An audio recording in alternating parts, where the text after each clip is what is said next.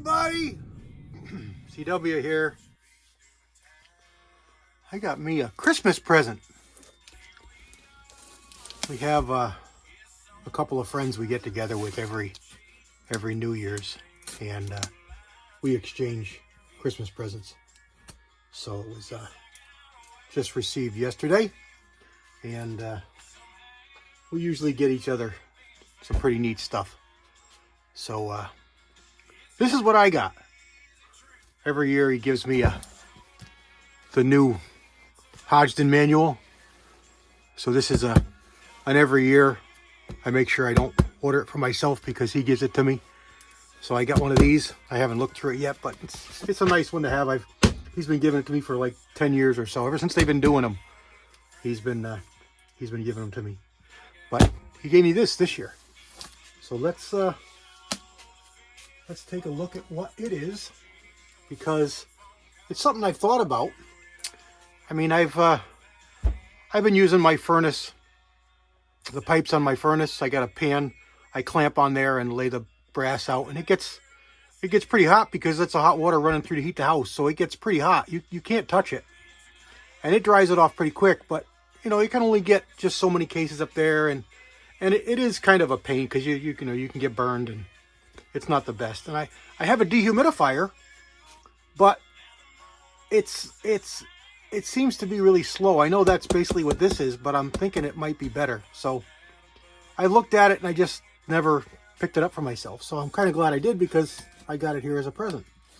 So let's crack this baby open here and just take a look at what it is together. Because I mean, I've read about it. I haven't watched any videos or nothing, but I know basically what it is. So let's get it out of the box here and see what it is. I think I'm going to turn you guys off just because, you know, we're really close to the camera here and I want to get some distance and don't want to be too hard for you to see what's going on. So stand by. All right, I changed your view too because, you know, looking from above, it's a neat view for some things, but it's not for this. All right, looks like we got a timer. Of course, I'm a typical guy. I didn't pull out my 3 hours. Yeah, 3 hours. I didn't turn out my manual. And, oh, here we go. There's a manual. Do not discard. Lyman customer satisfaction, quality, and top priorities. Experience any problem with this product? Do not return to your retailer. Let us help with a phone number for Lyman with some times that they're open. Okay, that's pretty good. And the manual seems to be nothing special because it's really not a lot of moving parts. It's 5 trays and a cord, and I'm assuming some kind of a heater and a circulation fan of some kind. So let's see what we got here and see what we can do with it. Oh, it's got a nice port in the back. So it's a computer style cord here. All right, that went in nice. Plug it in over there. And I can hear a fan. I can hear a fan running. It's pretty quiet. I don't know if you can hear it. But let's pull all these off and see what it looks like. Oh, we got some heat. Oh, I can even feel it. Yeah, it's got some nice heat. So that's exactly what it is. It's just a little bit more than my dehumidifier. Oh yeah, I can feel it all the way through the top. And leave this on top. You set it and forget it. Pretty much self-explanatory. Do not immerse in water, supervision of children, yada yada yada, unplug when not in use. Do not operate on a damaged cord, using a well-ventilated area. All typical stuff you'd expect. Use and care, doesn't really need much. Keep it clean. Try and disperse your brass for airflow. Typical average drying time 1,000, 556 or 2009 millimeter. It's 60 to 90 minutes. So that's pretty good. Repair and warranty. And some part numbers. I guess you can buy replacement trays or top or all the parts, cords and such. Cleaning and maintenance. So it's pretty straightforward. 230 watts. It's 11 by 10 by 13 with 1 inch deep trays.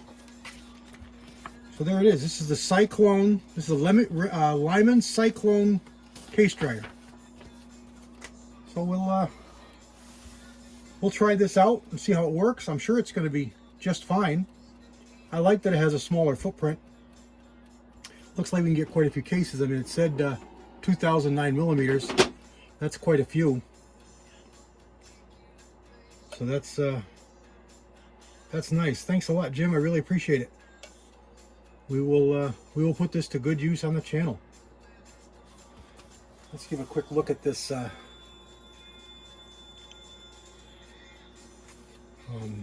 They call it a reloading manual, but it's got some magazine articles too, where they've got the 7mm PRC in here. Winchester's new Stay-Ball HD powder. There's a whole line of Stay-Ball powders now. Reloading the Super Carry doesn't really interest me. They got a new match powder for Stay-Ball. Is reloading shot shells worth it? Why test and publish load data? Military brass, monolithic copper bullets, and the Weatherby. Reloading the Weatherby RPM 338 RPM. So not a lot of stuff that really interests me for articles, except for the Stay-Balls. I'll be interested in that. And I'll read about this 7mm PRC because it's getting quite a bit of hype and it's a good looking cartridge. But for me, I've got the 7 mags and they've always done everything I want them to do, and ballistics that I know of with the 7 PRC are not anything better than what I can get. So no big draw for me. Super Carry is an answer to a question nobody asked, so that doesn't hold much interest for me. Stay-Ball, there's that match powder.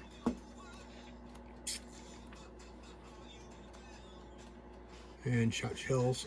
they're getting expensive, and you can't find them. I've loaded them myself for years, but I haven't really done a lot with it recently because I just don't shoot a lot of birdshot. I shoot a lot of buckshot, and that's what I load the most. And everybody makes a solid copper bullet nowadays, so it makes sense. And this new RPM caliber is one that I don't know much about. And then their reloading data. So I wonder if they've got any new calibers covered. Let's see here. We got, I can quickly go through it for you. 17 Remington, 204, 22 Hornet, 222, 223, 22 GT, there's a different one, 22 250, 220 Swift, 22 Creedmoor, there's another newer one. 6mm Arc, 6mm Dasher, 6mm GT, 6x47 Lapua, 6 Creed, 243, 6mm Remington, and we're in the 25s, 257, 2506, 257 Weatherby Mag, and then 6.5s, we got the Grendel, the 6x47 Lapua, the 6.5 Creedmoor, 260 Remington, 6.5 284, 6.5 284 Norma, which if you don't know, they're different cartridges. 6.5 PRC, 264 Winchester Magnum, 26 Nosler, 6.8 Remington SPC, 6.8 Western, 270, 27 Nosler.